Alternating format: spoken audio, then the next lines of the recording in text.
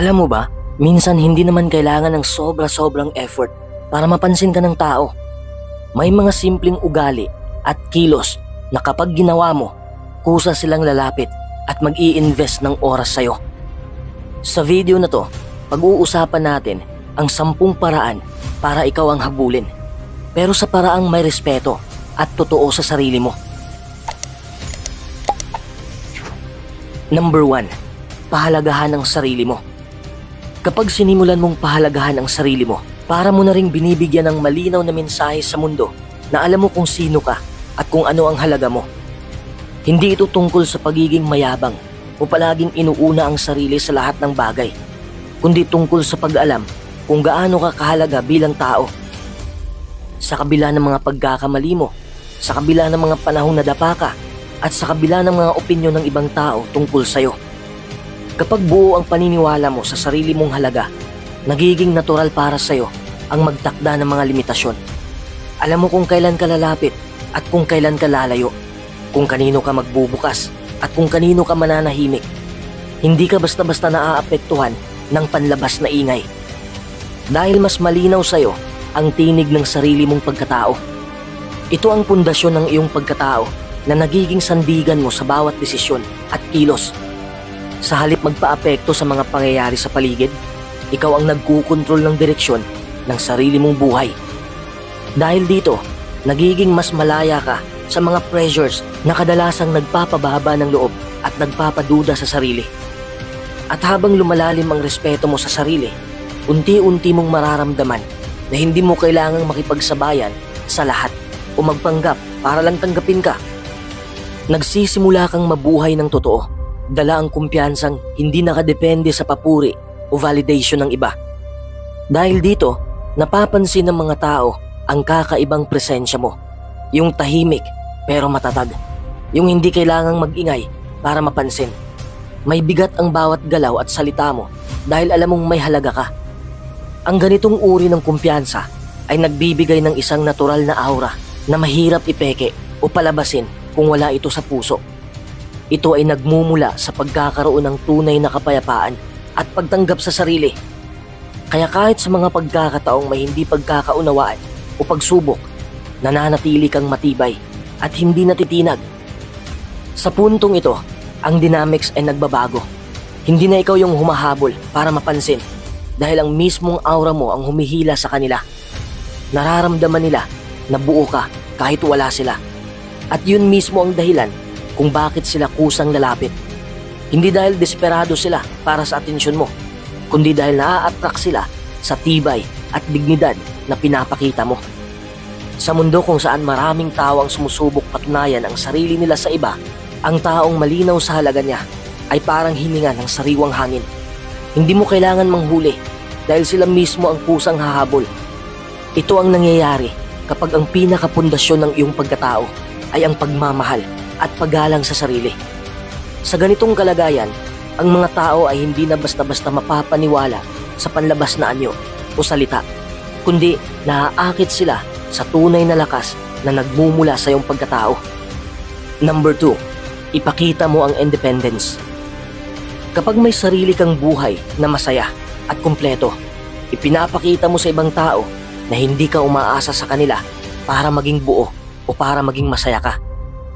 Ang ganitong uri ng independence ay hindi lamang tungkol sa pagiging busy o pagkakaroon ng maraming ginagawa. Ito ay tungkol sa malalim na pagkilala na ikaw mismo ay may kakayahang magtayo ng isang buhay na nagbibigay sa iyo ng saysay at kasiyahan. Sa halip na umiikot ang mundo mo sa kung sino ang nasa tabi mo, umiikot ito sa personal mong misyon, sa personal mong mga pangarap na gusto mong abutin at sa mga bagay na nagbibigay ng kulay sa araw mo. Ang ganitong mindset ay nagtuturo sa iyo kung paano maging matatag sa sarili mong desisyon at hindi basta-basta maapektuhan ng opinyon o presensya ng iba. Sa bawat araw na ginugugol mo para sa sarili mong paglago at kasiyahan, mas lalo kang nagiging buo at hindi nagkukulang kahit pa may mga pagkakataon na nag-iisa ka lamang. Kapag malinaw sa iyo na kaya mong maging masaya at productive kahit wala ang ibang tao, lumalabas sa iyo ang isang uri ng kumpiyansa na mahirap pantayan. Ito yung kumpiyansang hindi galing sa panlabas na papuri, kundi sa katiyakang alam mong kaya mong harapin ang buhay ng mag-isa kung kinakailangan. At kapag ganito ang pundasyon mo, hindi mo kailangang kumapit ng mahigpit o maghabol para manatili ang iba. Ang relasyon ay nagiging dagdag na pagpapayaman sa buhay mo, hindi ang mismong sentro nito. Kapag ganyan ang estado mo, ang bawat relasyon ay nagiging mas malaya at mas matatag dahil hindi ka dependent sa presensya o approval ng iba para mabuo ang pagkatao mo. Nagkakaroon ka ng kalayaan na pumili ng mga taong tunay na nagbibigay halaga sa'yo at handang makisama sa'yo dahil gusto nila, hindi dahil kailangan nila. Sa ganitong estado, nagiging malinaw sa lahat na ang presensya mo sa buhay nila ay isang pribilehiyo, hindi isang obligasyon. Ramdam nila na kaya mong tumayo sa sarili mong paa at dahil dito, mas lalo nilang ninanais na maging bahagi ng mundong binuo mo para sa sarili mo. Ang ganitong independence ay nakakahawa, nakaka-inspire ito at nagdudulot ng respeto. Sa dulo, hindi mo kailangang humabol sa sinuman dahil ang mismong paraan ng pamumuhay mo ang siyang nagiging dahilan para sila ang kusang lumapit at magpumilit maging bahagi ng kwento mo. Dahil dito, nagiging mas matatag at mas malinaw ang mga relasyon mo. Ang mga taong nandoon ay ang mga tunay na pinili mo at hindi mga taong nagdududa o pumapasok lamang sa buhay mo dahil sa emotional na dependency. Sa ganitong paraan, lumalago ang iyong personal na kalayaan habang lumalalim ang kalidad ng mga taong kasama mo. Number 3, gumamit ka ng konting misteryo. Huwag ibigay lahat agad. Ang misteryo ay may kakaibang hatak na natural na umaakit sa tao. Kapag hindi mo agad inilalatag ang buong kwento ng buhay mo o lahat ng iniisip mo sa isang iglap, nag-iiwan ka ng space para sa curiosity. At ang curiosity ay isa sa pinakamalakas na puwersa na nagtutulak sa mga tao para mas lalo kang kilalanin. Kapag marunong kang magtira ng konting space sa pagitan ng kung ano ang ipinapakita mo at kung ano ang pinananatili mo para sa sarili mo, parang nag-iiwan ka ng pintuan na kalahating nakabukas. Enough para makita ang loob, pero sapat din para magtulak sa kanila na mas sumilip at magtanong pa. Sa pamamagitan ng ganitong diskarte, hindi mo lang pinoprotektahan ang sarili mo, kundi binibigyan mo rin ng pagkakataon ng mga tao na matutong maghintay at mag-appreciate ng proseso ng pagkilala sa'yo. Nagiging mas malalim at makahulugan ang bawat pagtuklas, kaya't nagiging mas makabuluhan ang bawat hakbang ng relasyon. Ang ganitong approach ay hindi tungkol sa pagsisinungaling o pagtatago ng totoo, kundi tungkol sa tamang pacing sa pagbibigay ng impormasyon at emosyon. Sa halip na ibuhos lahat sa isang upuan, hinahayaan mong mag-evolve ang koneksyon ng dahan-dahan na parang isang kwentong unti-unting nabubuksan. At sa bawat pahina na ibinubunyag mo, mas lalong tumitindi ang interes at investment ng taong kausap mo. Ito rin ay nagpapakita ng maturity at respeto. Hindi lamang sa sarili, kundi pati na rin sa kausap mo. Dahil binibigyan mo sila ng space na alamin at intindihin ka ng hindi pinipilit o ginagawang mahirap ang proseso. Sa ganitong paraan, ang koneksyon ay nagiging mas matibay at mas totoo dahil nagmumula ito sa mutual na pag-unawa at pagpapahalaga. Kapag may misteryo, hindi ka nagiging predictable. Ang mga tao ay mas naiintriga sa hindi nila lubos na nauunawaan at sa tuwing nakakaranas sila ng ganito, natural na nahuhulog ang atensyon nila sa'yo. Ang bawat interaction ay nagiging mas makahulugan dahil hindi nila alam kung anong susunod at doon nagiging mas exciting ang koneksyon. Sa dulo, ang misteryo ay nagiging tulay para mas matagal at mas malalim ang interes nila dahil laging may bagong bagay na nadidiskubre tungkol sa'yo. Sa ganitong kalagayan, nagiging buhay at dynamic ang relasyon at hindi natutulog sa iisang estado ang samahan ninyo. Ang misteryo ang nagsisilbing dahilan para patuloy ang pagtuklas at pag-usisa. Kaya hindi madaling mawala ang atensyon o interes. Bagkus, lalong lumalalim ito habang lumilipas ang panahon. Number 4, mag-invest ka sa sarili mo. Ang pag-i-invest sa sarili ay isa sa pinakamalakas na paraan para mapanatili ang respeto mo sa sarili at para mahikayat ang iba na mas pahalagahan ka. Kapag pinipili mong paglaanan ng oras, lakas at atensyon ang sariling pag-unlad, ipinapakita mo na hindi ka lang nakikibagay sa agos ng buhay, ikaw mismo ang umuhubog sa direksyon nito. Sa tuwing naglalaan ka ng effort para matuto, para gumaling, at para magdagdag ng bago sa kakayahan mo, nagiging mas buo at mas kawili-wili ka bilang tao. Hindi lamang lumalawak ang kaalaman at karanasan mo, kundi pati na rin ang tiwala mo sa sarili. Kapag malinaw sa iyo ang mga layunin mo, nagkakaroon ka ng gabay kung paano mo gustong mabuo ang kinabukasan mo. Hindi mo hinahayaan na ang mga sitwasyon o ibang tao ang magtakda kung saan ka tutungo. Ikaw ang pumipili, ikaw ang nagdidesisyon, at ikaw ang gumagawa ng paraan para makarating doon. Ang prosesong ito ay hindi laging madali. May mga araw na nakakapagod at nakakadismaya, pero dito mo rin nasusukat kung gaano ka kaseryoso sa pagpapahalaga sa sarili mo. Habang patuloy mong ini-enrich ang sarili mo sa pamamagitan ng mga bagay na mahalaga sa'yo, mapapansin mo na mas lumalalim ang tingin ng ibang tao sa'yo. Hindi dahil sa ipinagmamalaki mo kung ano ang meron ka, kundi dahil nakikita nila ang determinasyon at passion na dala-dala mo. Ang ganitong enerhiya ay bihira at mahirap pikiin, at kapag naramdaman ito ng iba, natural na nahihikayat silang mas mapalapit sa'yo. Sa ganitong paraan, hindi mo kailangang manghuli ng atensyon, dahil ang mismong paraan ng pamumuhay mo ang siyang nagiging magnet na humihila sa kanila palapit. Number 5. I-optimize ang body language at grooming. Bago ka pa man magsalita, may sinasabi na ang katawan mo. Ang paraan ng pagtayo mo, galaw ng mga kamay, direksyon ng tingin, at kahit ang ekspresyon ng mukha mo ay nagbibigay ng mensahe sa mga tao sa paligid mo. Kapag maayos at kontrolado ang body language mo, nagpapadala ito ng signal ng kumpiyansa, kalinawan, at pagiging komportable sa sarili. Hindi ito tungkol sa pagiging perpekto o matigas, kundi tungkol sa pagiging natural, ngunit may presensya. Yung tipong kahit tahimik ka, may bigat na dala ang presensya mo. Kasabay nito, ang grooming ay hindi lamang tungkol sa panlabas na anyo, kundi pati sa pagpapakita ng pag-aalaga sa sarili. Kapag malinis, maayos at presentable ka, ipinapakita mo na pinahahalagahan mo ang sarili mo at handa kang humarap sa mundo sa pinakamahusay na paraan. Ang mga tao ay natural na naaakit sa isang taong mukhang inaalagaan ang sarili, dahil ito ay sumasalamin sa disiplina at respeto, hindi lamang sa sarili, kundi pati sa mga taong nakakasalamuha mo.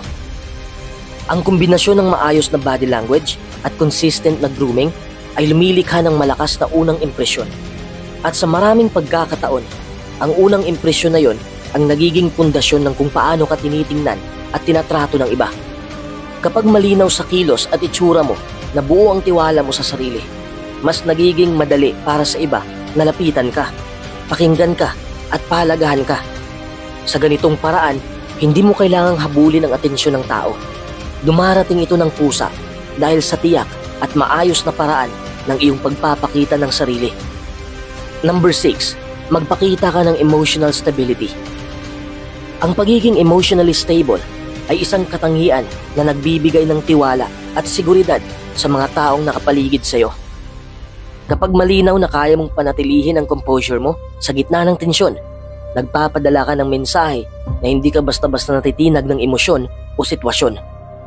Ito ay hindi nangangahulugan na hindi ka marunong magpakita ng damdamin, kundi marunong kang magdala ng emosyon nang hindi ito sumasapaw sa iyong pag-iisip at kilos. Ang kakayahang ito ay nagpapakita ng iyong maturity at control sa sarili, na nagbibigay ng inspirasyon sa iba na harapin din ang mga hamon ng may kapayapaan at malinaw na pag-iisip. Sa halip na maging pabago-bago o impulsive, ikaw ay nagiging haligi ng katatagan na maaasahan sa iba't ibang sitwasyon. Kapag stable ka sa emotional na aspeto, nagiging mahinahon ang paraan mo ng pagharap sa hamon. Hindi ka padalos-dalos sa mga desisyon at hindi mo hinahayaan na ang galit, takot o lungkot ang magdikta ng direksyon ng buhay mo. Nagkakaroon ka ng mas malinaw na perspektibo, mas nakakapag-isip ka ng mabuti, at mas nagiging patas ka sa mga taong kausap mo. Ito ang dahilan kung bakit mas pinipili ng iba ang presensya ng taong may ganitong katangian. Ramdam nila na ligtas silang makipag-ugnayan at makipagpalitan ng ideya nang walang takot sa sobrang reaksyon o hindi makatarungang pagtrato. Sa ganitong paraan, nagiging isang kanlungan ka ng kapanatagan para sa mga tao sa paligid mo.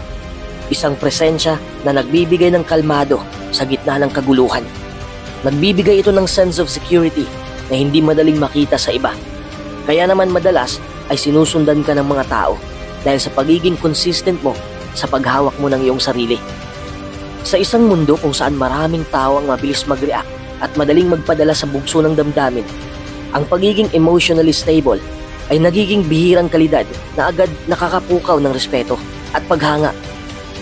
Kapag dala mo ito, nagiging malinaw sa iba na kaya mong maging maaasahan hindi lamang sa magagandang panahon, kundi lalo na sa mahihirap na sandali. At sa ganitong estado, hindi mo na kailangang manghikayat para manatili ang mga tao sa buhay mo. Kusang nangyayari yon dahil alam nilang may mabigat na halaga ang katahimikan at balanse na dala mo. Ito ang uri ng lakas na hindi kailangang ipaalam sa malakas na paraan, kundi ramdam ng kusa. Kapag naramdaman ito ng mga tao, natural na nagkakaroon sila ng paggalang at paghanga na humahantong sa mas matibay at mas matatag na mga relasyon. Number 7. Maging mabuting tagapakinig. Iparamdam mo na nauunawaan mo sila. Isa sa mga pinakamahalagang bagay na hinahanap ng tao sa pakikipag-ugnayan ay ang maramdaman na tunay silang naririnig at naiintindihan.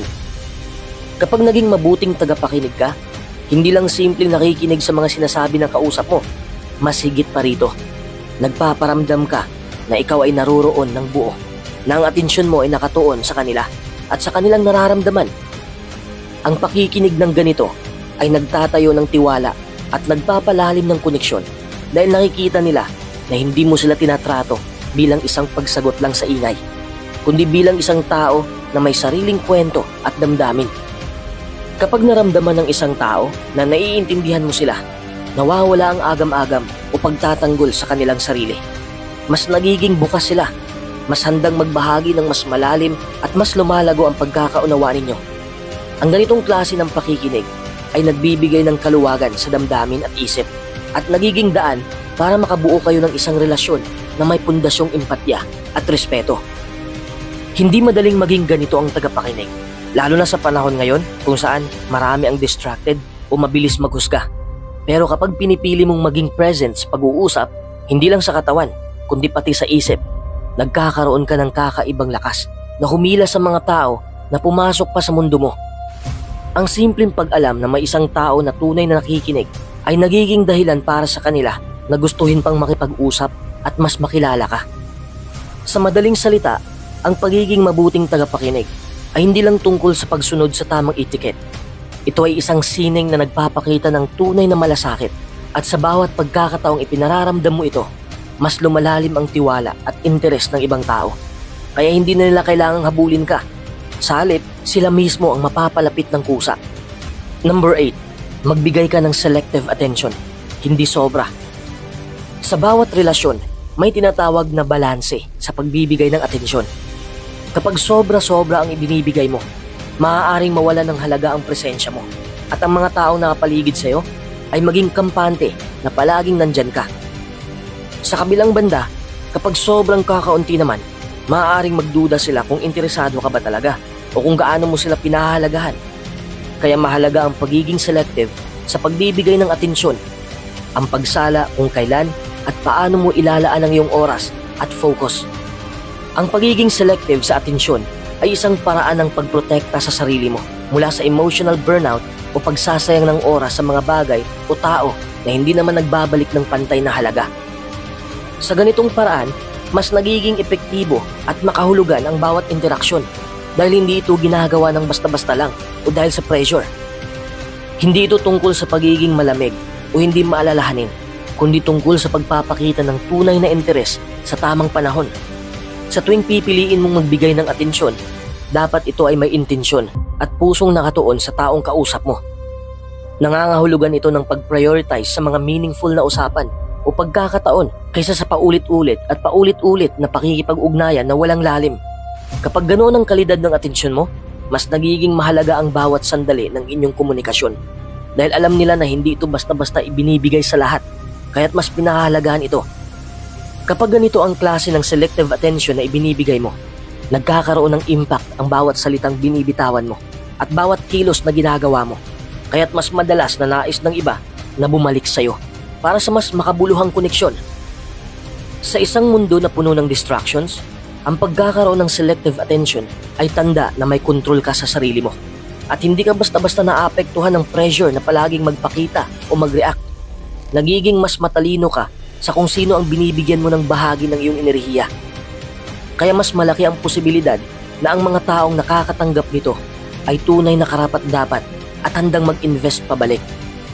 Ito rin ay nagpapakita ng iyong kakayahan na mamili ng matalino na mahalaga para hindi ka masayang sa mga relasyong walang saysay o nagdudulot ng negatibong epekto. Nagiging mas maayos ang daloy ng iyong buhay dahil nakatuon ang enerhiya mo sa mga bagay at tao na mahalaga at nakakatulong sa paglago mo. Ang selective attention ay parang isang uri ng paggalang, hindi lang sa sarili mo, kundi pati na rin sa ibang tao. Pinapakita nito na pinipili mong magbigay ng importansya ng may timbang. Kaya ang mga taong lumalapit sa iyo ay hindi lamang naghahanap ng pansamantalang pansin, kundi ng tunay na koneksyon. At dahil dito, hindi mo na kailangang maghabol ng sinuman. Dahil ang mga taong may tunay na interes ang kusang lalapit sa iyo para makasama at makilala ka ng mas malalim. Sa ganitong paraan, ang relasyon ay nagiging mas matatag at makabuluhan dahil pareho kayong nagbibigay ng halaga sa isa't isa sa tamang panahon at may tamang intensyon. Number 9. Huwag maging predictable. Sa bawat relasyon, natural na naghahanap tayo ng excitement o bago, isang bagay na hindi palaging nakikita sa araw-araw. Kapag predictable ka, kahit gaano pa kahusay ang intensyon mo, maaaring magsimulang bumagal ang interes ng ibang tao. Ang pagiging predictable ay parang paulit-ulit na pattern na minsan ay nagiging monotonous, kaya't unti-unting nawawala ang element ng sorpresa at curiosity. Sa kabilang banda, ang konting unpredictability kapag ginagawa ng tama ay nakakapagbigay ng kakaibang kulay sa koneksyon ninyo. Ang pagkakaroon ng mild unpredictability ay parang nagbibigay ng hangin sa relasyon. Isang kakaibang enerhiya na hindi inaasahan pero masarap maramdaman. Nagiging mas buhay ang usapan at samahan at nakakaiwas ito sa pagkabagot o pagkasawa na kadalasang dulot ng paulit-ulit na gawi. Ang mild unpredictability ay hindi nangangahulugan ng pagiging hindi seryoso o pabago-bago ng walang direksyon. Sa halip, ito ay tungkol sa pagiging bukas sa mga posibilidad at handang magdala ng bagong karanasan o ideya sa pag-uusap o sa samahan ninyo. Kapag may bahagyang hindi inaasahan sa kilos o sinasabi mo, nagiging mas dynamic ang interaction at mas lalo itong makakakuha ng atensyon dahil hindi nila agad natutukoy kung ano ang susunod mong gagawin o sasabihin. Ito ay isang paraan para ipakita na hindi ka stagnant o nakakulong sa comfort zone, kundi patuloy kang lumalago at natututo. Ang ganitong aura ng pagiging unpredictable ay nagbibigay diin ng signal na ikaw ay isang tao na may lalim at masalimuot na personalidad na sulit kilalanin. Ang ganitong klase ng pagiging unpredictable ay nakakatulong para mapanatili ang engagement at mas mapalalim ang koneksyon dahil may elemento ng pagtuklas at excitement. Hindi mo kailangang baguhin ang sarili mo ng sobra, kundi bigyang daan ang natural na spontaneity at creativity sa pakikisalamuha. Sa ganitong paraan, hindi ka lang magiging isang tao na lagi nilang nakikita at nakakausap, kundi magiging isang personalidad na may lalim at kulay, isang taong gusto nilang kilalanin ng higit pa. Kapag nagagawa mong ipakita ang iyong spontaneity ng may kumpiyansa, nagiging mas kaakit-akit ka dahil ipinapakita mo na kaya mong mag-enjoy sa buhay nang hindi kinakailangang laging kontrolin ang lahat. Ito ay nagdadala ng sense of freedom na gusto ng karamihan sa mga relasyon. Isang kalayaan na mag-explore at maging totoo. Sa mundo na madalas puno ng routine at paulit-ulit, ang mild unpredictability ay nagbibigay ng refreshing na break na nagpapasigla sa relasyon. Kapag naranasan ng mga tao ito sa'yo, mas magiging interesado sila na manatili sa paligid mo. Hindi dahil kailangan nila, kundi dahil gusto nila. At dito nagsisimula ang tunay na paghahanap at paghahabol. Dahil ang mga tao ay natural na naaakit sa mga bagay na may misteryo at bagong hatid na karanasan.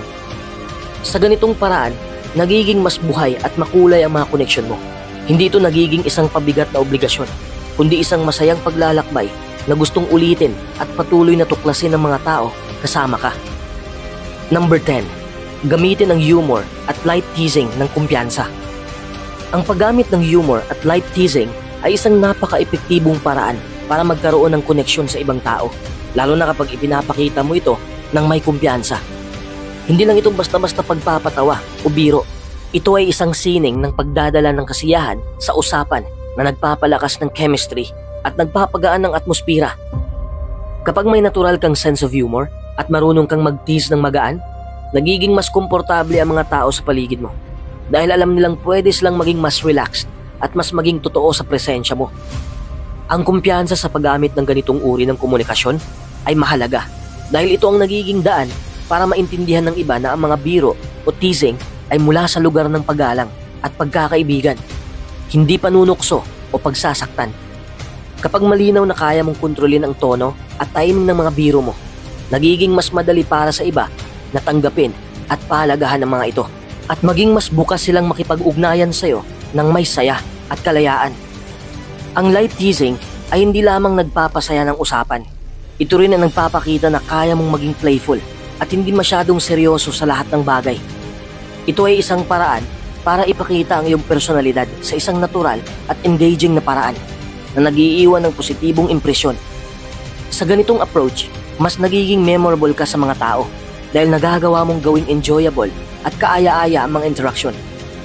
Bukod pa rito, kapag confident kang gumamit ng humor at teasing, na ipapakita mo rin ang iyong emotional intelligence, ang kakayahang basahin ang sitwasyon at intindihin kung paano tatanggapin ang mga biro mo nang hindi nasasaktan ang damdamin ng iba. Ito ay isang tanda ng maturity at respeto sa iba na siyang nagpapalalim ng tiwala at koneksyon sa pagitan mo at ng mga tao sa paligid mo.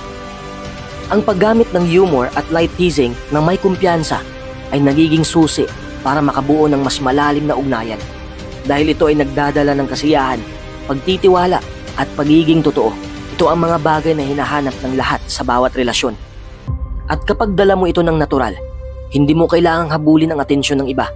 Sila mismo ang magiging interesado at masasabik na makasama ka sa mga susunod pang usapan at kwento. Mahalagang paalala, sa paggamit mo ng mga tips na ito para mapaghabol ka ng mga tao, napakahalaga na lagi mong isaisip ang etika at praktikalidad sa likod ng bawat hakbang. Hindi ito laro ng panlilinlang o pagmamanipula, kundi isang paraan para mas maging totoo at mas makilala ka ng mas maayos ng iba. Habang pinapangalagaan mo rin ang iyong sarili at ang damdamin ng iba. Ang respeto sa sarili at respeto sa kapwa ang dapat maging pundasyon ng lahat ng ginagawa mo. Kapag malinaw ang hangganan mo at tapat ka sa intensyon, mas malaki ang posibilidad na ang mga taong lalapit sa iyo ay tunay na interesado at may magandang hangarin. Hindi mo kailangang baguhin o ikompromiso ang iyong mga prinsipyo para lang mapansin o mapaghabol ng iba. Sa halip, ang pagiging authentic at consistent sa sarili ay siyang magdadala sa iyo sa relasyon na puno ng respeto at tunay na koneksyon. Huwag kang matakot magtakda ng boundaries o huminto sa mga sitwasyon kung saan hindi ka pinapahalagahan. Ang pagrespeto sa sarili ay hindi selfishness, kundi isang paraan para maipakita sa iba kung paano ka dapat tratuhin. Sa bawat interaksyon, maging maingat sa mga emosyon at reaksyon mo. Huwag hayaang magamit ang mga taktika para lamang makuha ang pansin ng iba, lalo na kung ito ay magdudulot ng sakit o kalituhan sa kanila. Ang tunay na koneksyon ay nabubuo sa katapatan, malasakit at mutual na pag-unawa. Kung hindi ito nararamdaman, maaaring kailangang balikan ang mga hakbang na ginagawa at suriin kung ito ba ay nakakatulong o nakakasama sa mga taong nakapaligid sa iyo. Bukod dito, laging tandaan na ang pagbabago sa sarili at sa mga relasyon ay isang proseso. Hindi ito instant o madaling mangyari. Maging mapagpasensya sa sarili at sa iba habang naglalakbay ka sa landas ng mas malalim na pag-unawa at pagpapahalaga. Ang mga pagkakamali at pagsubok ay bahagi ng pag-aaral kung paano mas maging mabuting tao at mas maayos na kasama sa buhay ng iba. Sa huli, ang pinakamahalagang layunin ay hindi lamang mapaghabol ka, kundi magkaroon ka ng mga relasyon na may kalidad, integridad at puso. Kapag dala mo ito sa bawat kilos at salita, hindi mo na kailangang pilitin ng iba na manatili o magpakita ng interes. Ang mga taong karapat-dapat sa buhay mo ay kusang lalapit at doon mo mararamdaman ang tunay na halaga ng pagkapinili mo.